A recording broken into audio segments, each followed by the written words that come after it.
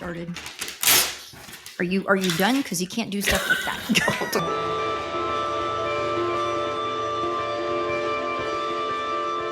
Hey everyone, welcome back. This is Valerie, and I'm joined by my co-host Veronica. Veronica. And this is Scream's sister. This is a podcast dedicated to scary movies and books, hosted by us, two Latinas from Texas, enthusiasts of the genre, but by no means do we consider ourselves experts. We are just avid fans. We're back. This is our second episode. We managed to successfully get an episode out, and that's an amazing feat. And we're talking more about movies and books. What we thought we might start off with is just sort of running through our individual picks for what we think makes for either a really great scary movie or like things that really scare us in scary movies. So Veronica, for you, what are the things that you either really scare you in horror movies or scary movies, or things that you just plot devices that you think make for a really good story? I think the things that affect me more, that scare me more, is like the ones that have more of a kind of a psychological suspense bent to it. That's kind of more thought-provoking, involves a little more just involving the brain and just kind of getting those deep primal fear levels of psychological, kind of almost psychological warfare. I also am super creeped out by kind of the evil spirits, demonic spirits, those kinds of things. Those kinds of things scare me more than just like, your slasher horror serial killer type thing. Mm-hmm. And then creepy kids. I don't like creepy kids. Well, see, Creepy kids.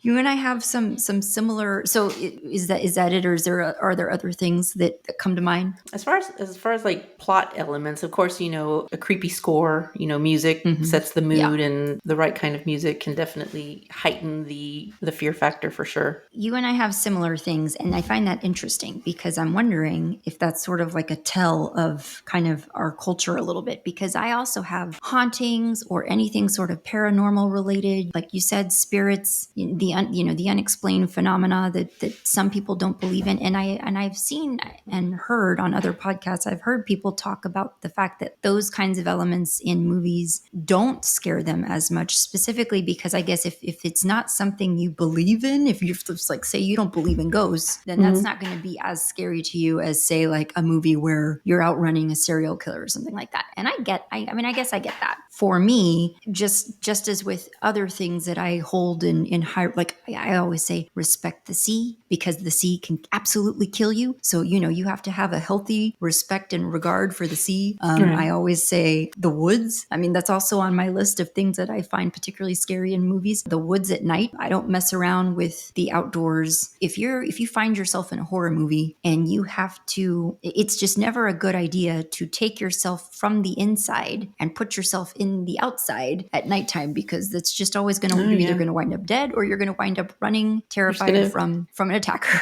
There's going to be no exploring strange noises from you. Absolutely, you don't have a lot of things working for you in your favor when you put yourself outside in the woods. So like the woods, I do see the serial killers obviously exist in real life. They're that's an actual thing and definitely something to be scared of. But I think like maybe for you and I, we were brought up in church, going to church, and even though I'm not affiliate with a specific religion now, I am spiritual, and so I grew up believing in the existence of God, and if you believe that, if you believe in good, then you have to believe in evil. So it's like if you have notions of a heaven, then you must have notions of a hell right. or something like that. Yeah, I mean, I have a healthy respect for things in the ghost realm, just because who's to say whether or not that exists or not? And if you can contemplate for even a second that it might exist, then contemplate that it could absolutely kill you.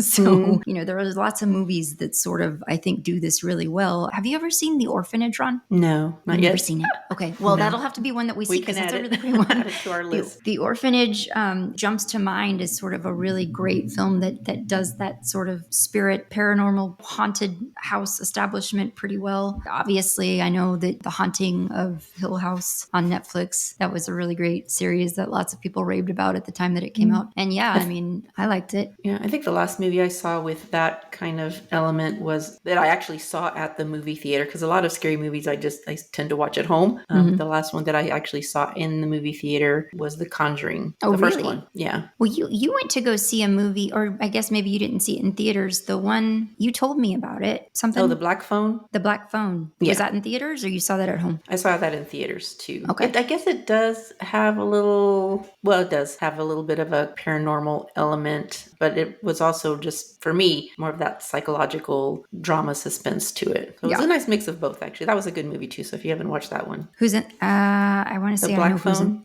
Who's in that one? With... Was that Ethan Hawke? Yes, Ethan Hawke. Okay. I remember like seeing it and just not. I mean, I so rarely get out to see movies, but that is something that I hope to change as we move forward. The last thing that came to mind when I was thinking about stuff was masked attackers. So specifically, I'm not talking about like somebody who wears like a ski mask, like they're going in to rob a bank or something, like, but specifically like think Leatherface, think like just a creepy sack kind of thing that it's like, it shouldn't be a mask, but they're using it as a mask. There's something about that that's so, for me, it's that psychological thing. It's so unnerving to see in a movie, or if I were to see it out in nighttime outside, which I would never be outside at night because of what I just said.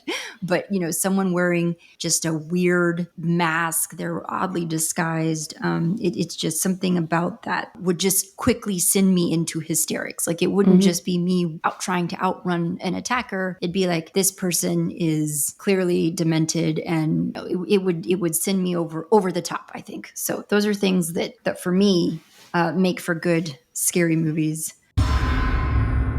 That kind of pulls us into the movie that we're going to be talking about, which incorporates some of the things that are, I guess you could say, triggers for us in scary movies. We're going to be talking about 2017's Verónica, which is directed by Paco Plaza, starring Sandra Escacena, Consuelo Trujillo, Bruna Gonzalez, Claudia Placer, and Iván Chavero. Iván Chavero plays Antonito in the film. He was so cute. So I'm going to give a quick synopsis of what the film is, and then we'll talk kind of what we thought about it. And I don't, we won't have to go into like scene for scene about it quite so much, because I don't expect that we're going to have as many plot questions as we had about Mal de Ojo. So anyway, here's the synopsis. This is taking place in 1991 Madrid, Spain. So early 90s, which for me is a golden time for fashion, for a lot of the scary horror movies of the 90s were great. So anyway, during a solar eclipse, a teenage girl and her friends want to summon the spirit of the girl's father using a Ouija board. However, during the session, she loses consciousness, and soon it becomes clear that evil demons have arrived. So espíritus, they reference that in the film. So Ron, we both just watched this last night. We both had to watch it alone. So what did you think of it? What were your initial thoughts? I liked it. It wasn't, I won't say it was quite as scary as I thought it was going to be, which maybe was good because I was watching it by myself, but I did like it. I thought kind of it had that definite kind of combination of kind of religious and evil spirit definitely going for it. I liked kind of the relationships between the siblings, how Veronica, as see what happens when you're the oldest, you've got to like put yourself out there between your younger siblings and demons.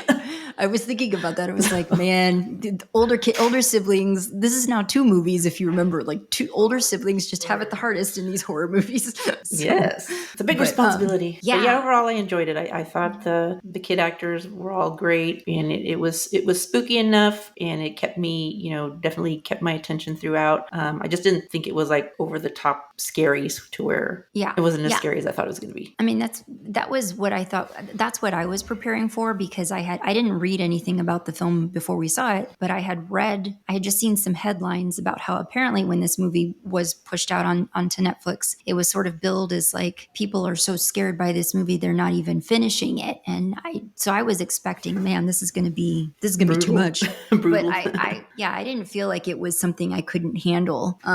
And yeah, I mean, I kind of like the element of a Ouija board in the movie. And I was even going to maybe do a little bit of research on Ouija boards to talk about. But then I thought, what I know about Ouija boards is that our mom always made it quite clear that we were to never have one. And we were to never dabble with those.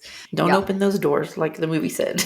Don't open those doors. And then, of course, she makes her and her friends, which, by the way, she's got the crappiest friends after all of this goes south for them. And she's the one feeling the effects of it more so than any of them. They kind of just abandon her. But they commit the quintessential mistake that they fail to close the door before their session ends. And so that's what kind of unleashes all of this junk. But yeah, I thought it was really great. I thought that I couldn't help but feel for her having to take on so much of the motherly role for her siblings because her mom is never around, which, by the end of the movie, I was just getting increasingly frustrated with her mother because I'm just like, she is going through some crap and she has nobody. She has no friends anymore. Well, and it's definitely a case of a parentified oldest child who's having to kind of and there are reasons for why she's having to kind of step into that almost parental role over her younger non-identical twin sisters and then a younger brother. But it seems like their father has passed away, and so the mother, I'm not sure if she just worked at that bar restaurant or if she owned, like maybe her and her father owned it, because they did have that picture of her father holding up looked like a pizza. I don't know. No, it was paella.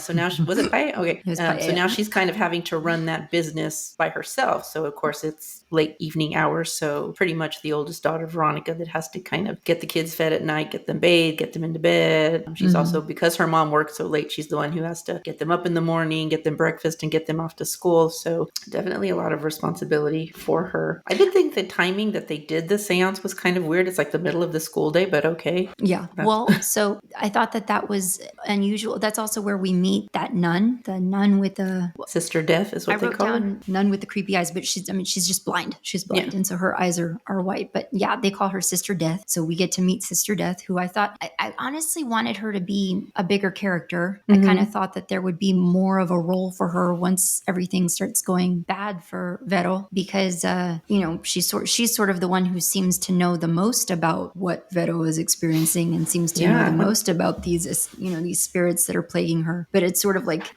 she has like two scenes with the girl, and then she's just like, well, gotta make it right. I'm gonna go light a candle for you. Good luck. I know, it was like, could you be any more cryptic and vague? Like, just tell her what you know. Instead, she just kind of leaves her hanging, like, oh, you messed up, you did a bad thing. And I didn't make a note of this, but it is coming to mind. I thought that our introduction to, you and I both going into this movie expecting it to be almost too scary to get through. So I was like on guard for the first half of the movie, just like waiting for it to get too intense. And then the first time we see I guess we'd call him a demon, spirit, whatever it is. The first time we see him, I thought they did that really well, because do you remember she's moving through her living room to go turn on the TV that had came on, and you see him coming down the hallway I thought that was really well, because I was just sitting there watching. I was like, oh, there it is. I thought that was really well done. I thought that the layout towards the end of the movie, as you just start paying attention to things, the layout of the house is really weird to me. It's just like one long hallway. Yeah, I was interested in the layout of that house, because there was at one point, you remember, where she's like, it's almost like she's looking through a window across like a courtyard or something into her younger sister's bedroom. So I'm almost picturing the apartment like in a U shape, maybe. Yeah, that's what it seemed like, because there's that scene where she's looking at her sister's window, and I'm like, isn't she in the house? And then I'm like, is that all one house? And then she's running. The hallways just go on for freaking ever. So that's another thing with scary movie, when the setting, when the place is almost a character in and of itself, which wasn't so much with this book. That would be more like, the Amityville Horror, where the setting is almost a character. Well, it is a character in that movie for sure. But I did like, scary movies always seem to be placed, people live in all these like really cool places that are like, I don't know, do you ever do that when you like walk into a house or a building and you're like, wow, this would be perfect setting for a scary movie? Oh yeah. You may not remember. I'll have to go find the photo. But when Mom and Dad were down in the valley, and she sent you and me some photo of some house they found for sale in La Feria, and she sent us the photo, and it was just like, that's a good house for a murder, for like a murder mystery. But it was like this old, hacienda that just looked abandoned. And I was like, that looks like a great murder house. But that's I did think the way the movie started was interesting because it starts, I think the date was, what did I write down? I don't know if it was June or July, but the 15th of 1991, set in Madrid, Spain. And it opens with there's an emergency, like a 911 call coming into the police station. So you hear like the kids screaming in the background. You hear, a young girl saying, he's here, he's in here. The police respond, they go up, they walk into a room. And you can tell by the expressions on their faces that they're seeing something extremely disturbing. And then it cuts to 3 days earlier, which is when, the kind of pick up the what led to that point. But when that scene played, and I was like, oh my God, we're going to see something really disturbing. So I was like you, I was kind of geared up for the worst because I was like, oh. And then my first thought when we met all the kids was like, please don't let it be the little boy. Well, I know. That was like my first thought. At the end of the movie, when she's, it's like she gets her sisters out and then she realizes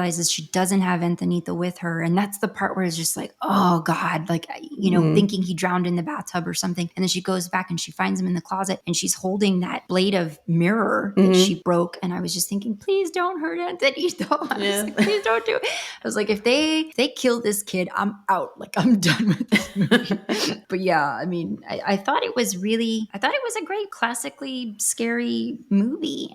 Paco Plaza, evidently, this came across in some of my other digging around for movies. He did the Rec series, Rec as in record, REC, which is like I think those are like found footage kind of movies. So, those like the Blair Witch Project. Yeah. I think that's what those are. And there's maybe like, there's at least 2 of those, maybe 3 of those in a series. So I thought, well, that might be interesting to watch at some point if we can ever find it. This movie, Veronica, is on Netflix for anyone who hasn't seen it. It's currently on Netflix. But I thought it was really great. Ron, did you know that this is based on an actual case? Did you know that? Yeah, I went and looked it up. Well, I just wanted to I always like to see like what people say about the endings of movies because I don't expect happy endings at the end of horror movies, but I think there's a little part of me that's always rooting for things to turn out well for everybody. Right. And so when it doesn't, I always like to, go online and kind of see what the people's thoughts on the endings were. And so that's when I saw that it was based on an actual case from Spain. Yeah. Vallecas, is that how you pronounce it? Vallecas, I think. I said the same things last night and Alex kind of made an interesting, accurate comment, I think, because I said, like yet again, we're only 2 episodes into this, but yet again, it's another movie where it's like quote unquote final girl is not a final girl at all, actually. Like she doesn't get away. She doesn't escape it. And he goes, yeah, I think that's a uniquely like American need to have our, not necessarily a happy ending, but like as happy as one can be in a horror movie. Yeah. We need a survivor. We need some sort of like, somebody has to make it. And I guess like in this case, like there is no final girl. She's not a final girl. She sacrifices herself to save her siblings. Yeah, but I did read about that. Now, obviously they took a lot of, changed some things, but there were a lot of like little details that were the same. Of course, I think the name of the real girl was Estefania Gutierrez, who was 18. And there were some similar, like, well, in actual real life, she died in a hospital. They could never really pinpoint what she died from. She'd been having like, after the seance, and the seance, or not the seance, but the Ouija board, I guess, is that a seance? The Ouija board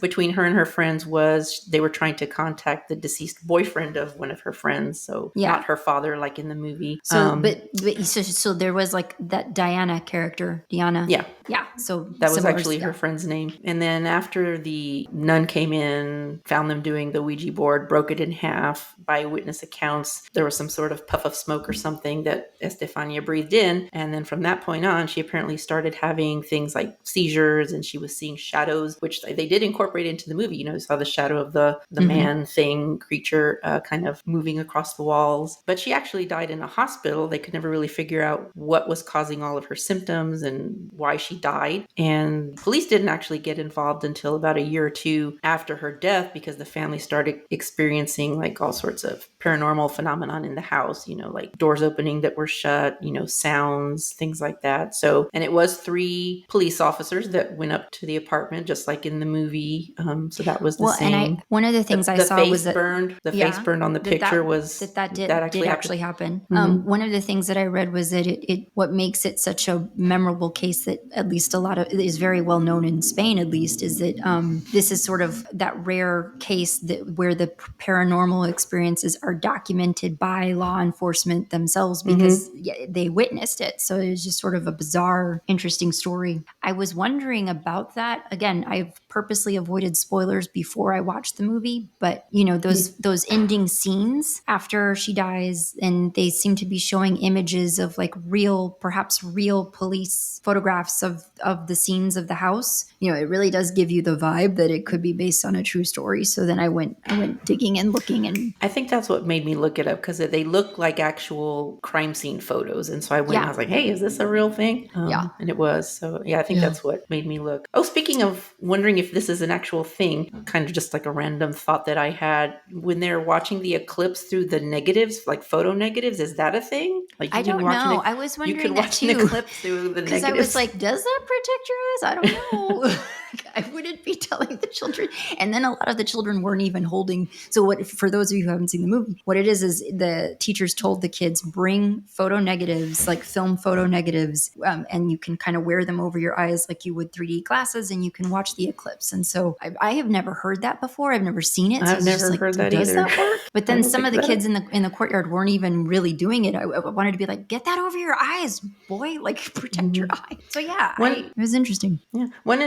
One thing that kind of jumped out at me from the movie also, well, two things. When like at the end, when Veronica is doing the Ouija board thing again with her siblings in the apartment, I like wrote down, well, these kids are never going to sleep again. But right. Like these kids are going to need lots of therapy. But I did think that there was kind of, the movie was kind of speaking towards the theme of grief and loss, because even though she was being kind of vague, and the blind nun, the one they called Sister Death, she was telling Veronica, whatever you don't say goodbye to stays with you. And that just kind of, because obviously she's doing this whole Ouija board thing because she wants to communicate with her deceased father. And so that line, just, whatever you don't say goodbye to stays with you, just kind of really jumped out at me as like, that's a great point just to say about grief. If we can't say goodbye, if we don't have that closure, then it just kind of stays with us. And that's it. I didn't even think about that, but that is a really beautiful sentiment towards like grief and how people process it and how they move forward, not on, but move forward with it. I was reading about how I guess there's going to be a prequel, I think, which may cover more of, we may get to hear more of Sister Death and more of like how she came to be Sister Death, perhaps. And maybe, well, good, because she didn't tell us. She didn't tell us much, and I was like, a little more information, please. That would be an interesting story. I would be up for seeing that, because I thought that was definitely a character that I would have liked to have seen more of. But anyway, potential prequel in the works. Final thoughts on the movie. Would pitch it to others. Would watch it again. Any of that stuff. I think I would definitely watch it again. Yeah. I definitely enjoyed it. Wish there'd been a better outcome for poor Veronica, my namesake. But right. Did you know that this movie was named for you? Yeah. I came up, my idea was to call this Welcome to Elm Street Corner. And then when I was thinking up titles, I was like, that's me in the Elm Street Corner. That's me. But this doesn't really work. But anyway, so folks, something you may not know about me is that I have never seen any of the Nightmare on Elm Street movies because, well, number one, the first one came out when I was 2 years old. And so that just was not on my radar. But then as I got older, anytime we would be like at Blockbuster or Hollywood Video, and I would see like the cover, and Freddy just struck me as way too unpleasant of an image to process. So I was just like, nope, not going anywhere near that. That looks too scary. I'm not doing it. So I just managed to become a full-fledged adult who has never seen any of the Nightmare on Elm Streets. But currently on HBO or Max, whatever we call it, currently they have at least the first 5 movies in the franchise available. I think there are more. I have no idea how many there are, but what I have decided to do is I'm going to go through and watch the first 5 and then talk about them a little bit here on the podcast and kind of give you my take or my thoughts anyway. So as someone who has never seen them before, I'm a total noob. What we're going to do is this week 1, we'll be talking about the first film, and then second week that we have Welcome to Elm Street Corner, we'll be talking about the second and third films. And then the final week 3, we'll be talking about films 4 and 5. So, and then that'll be it. We'll kind of stop there. I know that the first 5 does not cover the very popular, much beloved Freddy versus Jason. So, if there is some sort of a desire for us to take a look at that one, then we can definitely go from there, assuming I can find it, assuming I can get access to it. Anyway, before I give my top notes on this film, Ronnie, is there any franchise that you've never seen? Hellraiser. I've never seen any of the Hellraiser movies. Interesting. And was there a reason why you avoid? It looks unpleasant. You're not wrong. I've heard that it's unpleasant. Yeah, it looks unpleasant. As far as like the old school nostalgia, I've never seen any of the Leatherface movies. Wait, Leatherface or Hellraiser? I'm sorry, Leatherface. Hellraiser. Who's Leatherface? What's Leatherface? That's Texas Chainsaw Massacre. I don't know that I've ever seen. I was going to say Texas Chainsaw Massacre. I think I've seen bits and pieces of some of them, but I've never seen one all the way through. Have you seen the first one, like the original? No, I don't think so. Well, I guess I've only seen the first one, the original, and I've only seen the first one, the reboot. And I never saw the subsequent ones because, again, that kind of gets into the gross, grotesque stuff that I don't always like. But, I mean, feel free to correct me if I'm wrong if you're listening to this podcast and you're like, no, those are the best movies ever made. Please tell us. So anyway, here I go. My thoughts on Nightmare on Elm Street came out in 1984. Wes Craven, as we all know. I wrote down, this was campy horror, fun-loving good time. This was just great. I'm kind of sad that I put this off for as long as I did because I thought this was a fun one. It was definitely 10/10, would watch it again. This will probably have to be put on my Halloween rotation from time to time. I thought it was really fun. It was very interesting to see the long-running trope of like sex-crazed, promiscuous teens versus like virtuous, wholesome teenhood at play that's obviously present in so many horror films of like the late 70s and early 80s. The other thing that's really prevalent. Yeah, back then the virgins always lived. They were like the last ones standing. They were the only ones worthy of surviving. So it was an indictment on teen sexuality. Yeah. So and it's really interesting because like I wrote down because religion also at play at one point. The night that Tina, the blonde, is killed, you see Nancy, who's, the heroine of our film, you see Nancy clutching a crucifix that she pulls down from the wall, quite literally clinging to religion to save her. And I wrote down that you see that in films a lot of the late 70s, like Carrie, the original Amityville Horror. You also saw religion come into play, obviously with The Exorcist. I think that was like earlier mid-70s. You see religion come into play with 1982's Poltergeist, which, for anyone curious, that's my birth year. So I like to think of that as my birthday movie. Obviously, you also see that same trope come into play later with the Scream movie franchise, which is obviously also Wes Craven. So deliberately borrowing from lots of the tropes that exist in these movies as a way to sort of play on the stereotypes and tropes that are created. I was at the height of my, I guess, teen power when the first Scream came out. And it was fun to see almost like the direct references to this movie, to Nightmare on Elm Street, that Scream ties in that I didn't pick up on at the time because I'd never seen Nightmare on Elm Street. Johnny Depp in Nightmare on Elm Street, very much like... That's right, I forgot he was in that. Yeah. I totally forgot he was in that. Well, just like Kevin Bacon was in the first Friday the 13th movie. That was kind of funny. Really? I did. Well, see, that's another franchise I haven't seen. So you've never seen any of the Friday the 13th movies? Wait. No. There's a lot of those too. I have seen at least, I've seen some of the Friday the 13th. At least the first one. I don't know that I've seen them in order because it was always based on like, well, whatever was on TV at 11 o'clock at night. That's what I would watch. So I don't think I've seen them in order. So when Johnny Depp enters Nancy's bedroom, he climbs up like this rose trellis or whatever. And it's just really funny because it's like we see Skeet Ulrich do that 14 years later in Scream. And so, yeah, like throughout all of Scream, Skeet, who I think his name is Billy Loomis. Yeah. Billy is almost channeling Johnny Depp in appearance and wardrobe. So yeah, I thought that was a really fun revelation that I'm clearly coming to the game way late on. But I was like, ooh, I get that reference. When I was watching this movie, you saw it a lot happening in the first half of the movie with the girls, Nancy and Tina. When you are moving through a situation where you are definitely getting creepy vibes, either you're outside at night, which you should never do, you're walking in an abandoned warehouse or in like a wooded area, that is not the time to announce yourself over and over by calling out things like, who's there? Or is anybody there? Or calling out for your friend who's missing, just sort of announcing yourself again and again and again. Because if you're going around saying like, who's there? Is anybody there? Like, yes, someone is there. That's your like instinct telling you that you're in trouble. You should be in stealth mode. That's exactly what I put. I was like, be in stealth mode, better your chances for surviving. But yeah, it happened a lot in the first chunk of this movie, to the point where I was just like, girl, you gotta stop talking and just like get through this quietly and stealthy. I'm just gonna say, because back when that movie came out, and I did not see that one in the movie theaters either. What year did it come out? 1984. So I was 2. Okay, well I was in high school, but I think I was like maybe a freshman or a sophomore.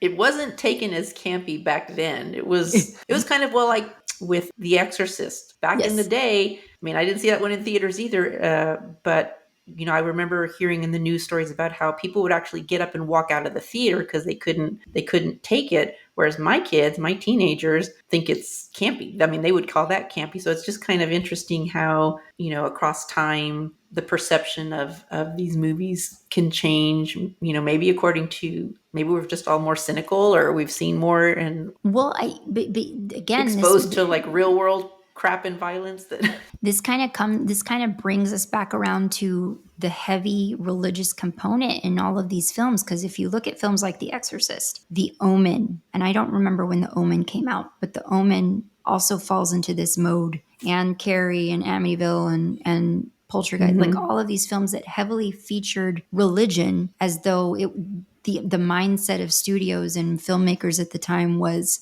or not even filmmakers, the mindset of studios and studio executives at the time was, if we're going to make these movies that are all about this great horror for this time, for this era, we have to feature God in it somehow. Otherwise, we're never going to get it greenlit. People are never going to go see it. People are going to reject these concepts that we're talking about in these films because it's just too violent. It's too grotesque. It's too disturbing. So we better throw some Jesus in there so that people know, so long as you pray about it, you'll be fine, or whatever. I don't know. But that's kind of an interesting. That's actually another franchise that I've never watched, The Omen. Because again, we've got the demonic evil, we've got the creepy kid. So the Omen is.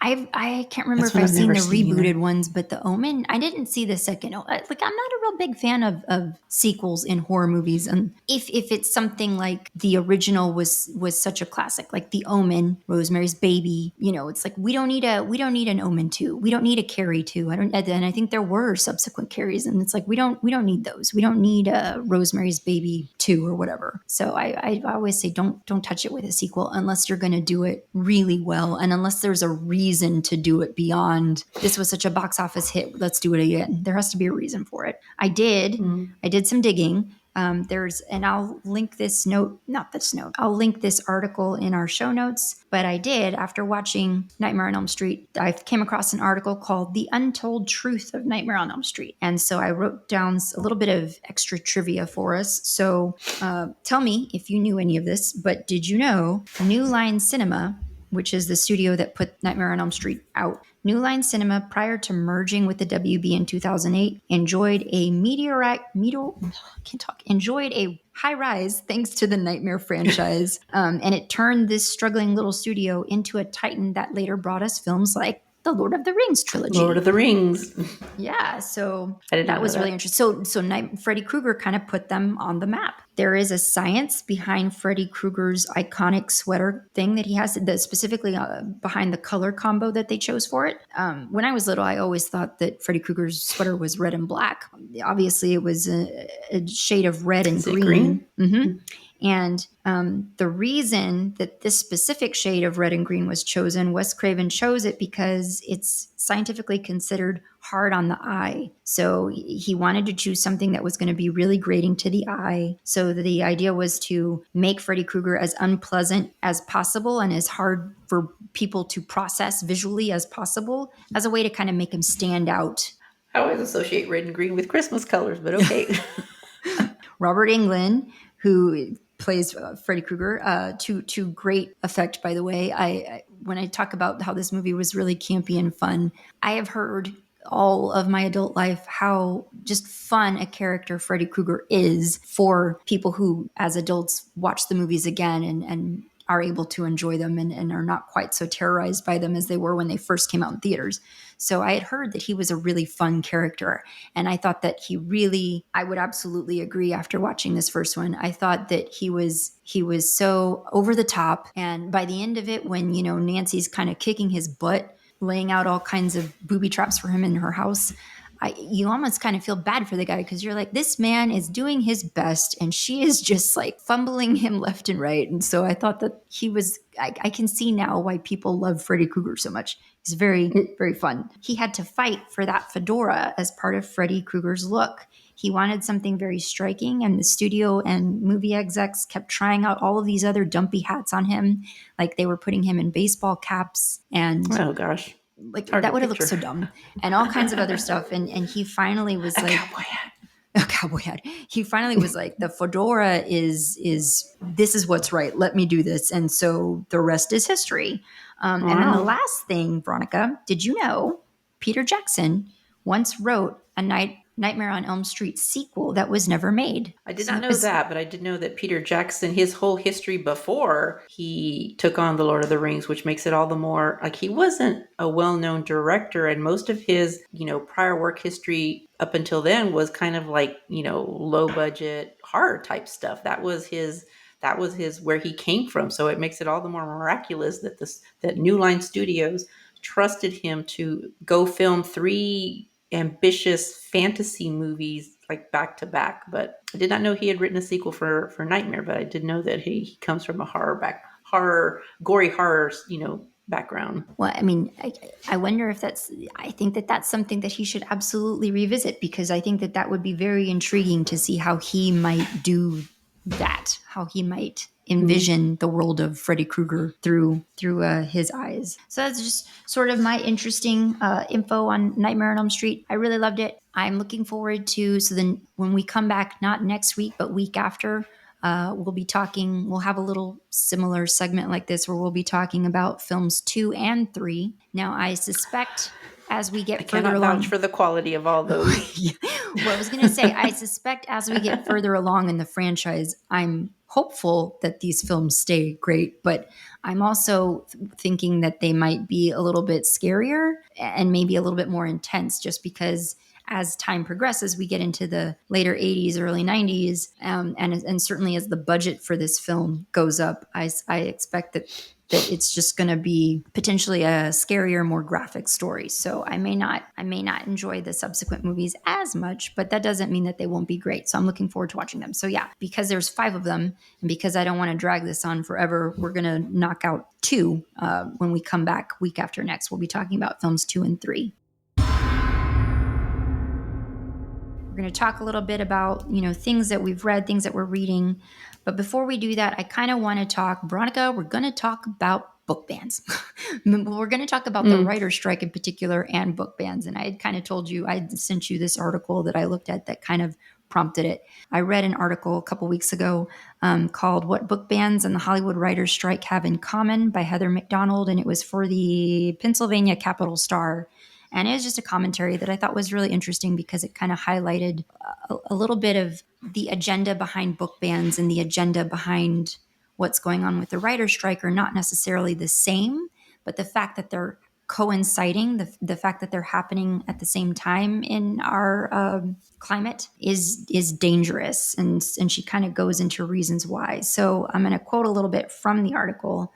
She says, in 2022 alone, at least 2,571 unique books were banned or challenged. The American Library Association reports that challenges to books have doubled in the past year. through organized efforts. And all of this is in an effort to reshape our country's access to information. What makes this troubling is that this is all happening at the same time that the writer's strike is happening. So I confess that I do not know enough about the writer's strike to be able to talk too much about it intelligently, but just a little bit of background on it. Every 3 years, the Writers Guild of America, or the WGA, negotiates a contract with the Alliance of Motion Picture and Television Producers. And so back in May, of the more than 11,000 members of that guild, 98% voted in support of a writer's strike, which started on May 2nd and has been going ever since. Basically, the idea is that if we're targeting these books that represent and tell the stories of underrepresented communities in America, marginalized groups in America, and then we're also, it's worth noting that the last major writer's strike in 2007, since that time, the WGA has only become younger and more diverse.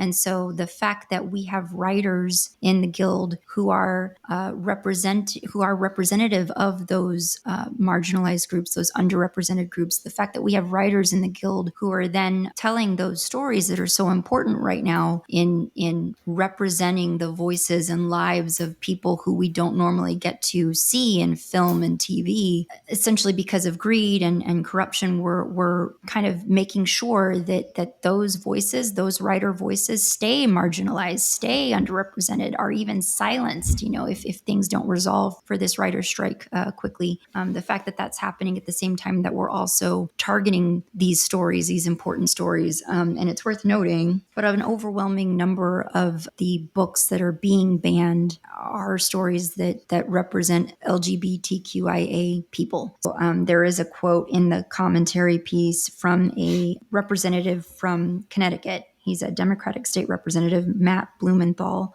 who says the worrying part is that there are people who want to deprive individuals of these stories, these perspectives, who want to impose their will on others. He goes on to say if there is a positive side to this, it would be that by doing this, the people who are targeting these stories and who are trying to silence these writers, these books, they are admitting that if people get these ideas, they will find them persuasive. They will find them enlightening. So it's about determining who gets to be the protagonist in the story of America. That's how he ends the quote. I'll be sure to share that article with everybody. But the bottom line, when it comes to book bans is that we shouldn't really be banning what people read. And then when it comes to things like the writer's strike, I think the bottom line is just stand with labor, pay people for their work, pay people what they're worth. 100%. But the other thing I wanted to ask, Ron, because you and I, for our family, we just finished reading The Devil's Highway, and I did not get to hear what you thought of that book. So even though this isn't, yes, we had technical difficulties. So The Devil's Highway is not a scary book, but it would fall under the scope of, I guess, like true, not even like true crime, it's just a tragedy. It's a true story, obviously. So Ron, it's you want to nonfiction. It's a nonfiction. Yeah. You want to tell people what it's about? So it's a nonfiction book. The author is Luis Alberto Urrea, and I'm just going to kind of read the back of the blurb because it's pretty short. It says, in May 2001, a group of men attempted to cross the Mexican border into the desert of southern Arizona through the deadliest region of the continent, the Devil's Highway. And 3 years later, Luis Alberto Urrea wrote about what happened to them. So it really is it's a nonfiction book, but he tells it, and nonfiction is not generally my genre. It's not something that I read a lot of. And I chose to listen to the audiobook, which is actually narrated by the author himself. And that's usually hit or miss because, generally audiobooks are narrated by not necessarily people who have voice acting experience, but at least people who have the ability to do different voices for different characters, who kind of inflect a little bit of emotion and action into the narrative. And sometimes authors don't really have that ability. They're good writers. They're not necessarily good at conveying emotion and action through speaking and through reading.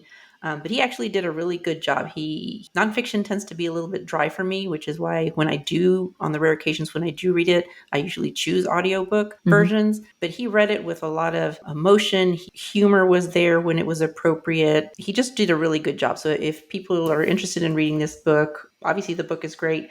But I highly recommend the audiobook version as well. But he documents the journey of these men who made the trek through, and he gives us the point of perspective of not only those men who are trying to get to the United States for just financial benefit, to improve the lives of their families back home. It also gives insight into the coyotes and what their motivation is. And it's, there were a little bit of surprises there for me in terms of humanizing them a little bit. He also gave perspective to how the system works as a whole, from the Border Patrol agents down to like Mexican consuls, and just how the whole system works and in a lot of ways doesn't work. So it really flew by. It was a quick read, which again, for nonfiction genre, sometimes it takes me longer to make my way through it. But, it was really eye-opening. It was really interesting. It read almost like a story. The way the writer kind of structured the narrative. It had emotional beats, which again, nonfiction doesn't always do for me. I think there was a point in there near the end when I teared up when when a couple of the walkers is what they call them, the people that are crossing from Mexico into the U.S., when they didn't survive, it really just kind of touched my heart. So it was generally a good read. I gotta admit, I was kind of a little meh about going into it just because it's nonfiction and that's not what I typically read. But this was really good. I really enjoyed it and I'm really glad I read it. Yeah, I agree with you. It read like a story. And I, because he's a poet, Luis is a poet, really beautifully, I thought really beautifully written. One of the things that just to fill everybody in, we read this book as like a family group read. We're like, we're gonna read a book together and discuss it over Zoom, and it kind of worked, kind of didn't, because we had technical difficulties. But what I was telling our family when I was talking about it was that when he is describing, like when they find the bodies in the desert and they're bringing them back home, and they're kind of making their final journey to be returned home back to Mexico for burial. I thought that was really beautifully written. It was sweet and touching and moving, and I wasn't like sobbing reading. I mean, the sad reality is that these are just stories that have been in existence for far too long, thanks to, as you pointed out, our broken immigration system. So, I mean, unfortunately, these tragedies have continued well past this particular one, which happened this was in... the men crossed in 2001. Okay, yeah. So this all went down.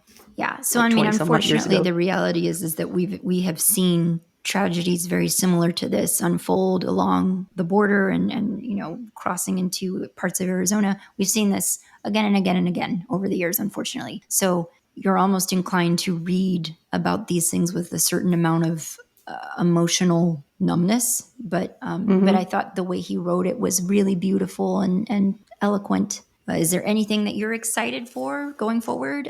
Did you know? Are you an Only Murders in the Building fan? I've seen the first season. I have not started the second. And I think their third one's already out, or it's fixing to come out. Well, third one's coming. Let's see, today's the 5th. Third one starts on August 8th. So I'm very excited about Only Murders in the Building coming back. And okay, so I still need to watch season 2. Yeah. So, and then the other thing that I am really excited about, I'm started, this isn't a Latina author or anything, but my book club that I'm part of in my little neighborhood, we are starting a new, I'm thinking it's a murder mystery or some sort of scandal mystery that happens, but it's called The Block Party by Jamie Day. So for anybody who hasn't read that or is interested in starting to read that one just came out, I think, this month. So it's a new book. Just to remind everybody, we are currently reading Our Share of Night by Mariana Enriquez. So the idea is that we're going to read through this book, Veronica and I, and we invite you to read along with us, and then we will discuss it here on the podcast. We're aiming for early September, so it'll probably be that first episode of September that we will aim to talk about it, assuming that Ronnie and I have finished it, which she's going to do a better job of that than I will. but There were two books I've read recently that I did enjoy. One, neither one's horror or even mystery related. One called The Kaiju Preservation Society by John Scalzi. It's a quick read, science fiction element book, but it was a lot of fun, a lot of, witty, funny dialogue. And then the second book was a bit of more of a chunker, a long book. It's called Wanderers by Chuck Wendig, which I would classify more as dystopian. It deals with kind of a pandemic, a human pandemic. We're talking extinction level pandemic that sweeps through the world, and kind of leading into the aftermath and all the political stuff that arises because of that really kind of mirrored exactly what we all just went through a few years ago with COVID. So definitely an interesting read. But it did make me mad a lot because it was just so I could actually 100% see all of the political stuff happening exactly the way it did in the book. Although I did not realize when I picked the book up that it was apparent that there was a second book that I think is called Wayward. I'm not sure. So now I got to go read that one. So wait, what is the name of this book again? This book was called Wanderers by Chuck Wendig. Okay, interesting. Well, that'll wrap it up for this episode, and we will see you again. We don't have a sign off. We need a sign off, but I guess we'll figure it out. But anyway, we'll knock something out. All right. In the meantime, if you need to, sleep with the light on. Well, let me go ahead and also say sleep with the light on, but also you can find us at Scream Sister on Instagram. We are also on Threads, and you can email us if you have any questions or want to drop us a note or something at screamsisterpod@gmail.com. The other thing that I want to make sure we plug, guys, we're a brand new podcast. We are finding it on our feet, and one of the best ways that you can help us find our community, if you're a fan, please like us, please give us a review, recommend us to your friends, help us find our people. And that would be so great, and we would be so appreciative. So we're still learning this. We're going to get better. Give us a little bit of grace to kind of find our way. Scream Sister is a Nest production hosted by me, Valerie and Veronica. Editing by me.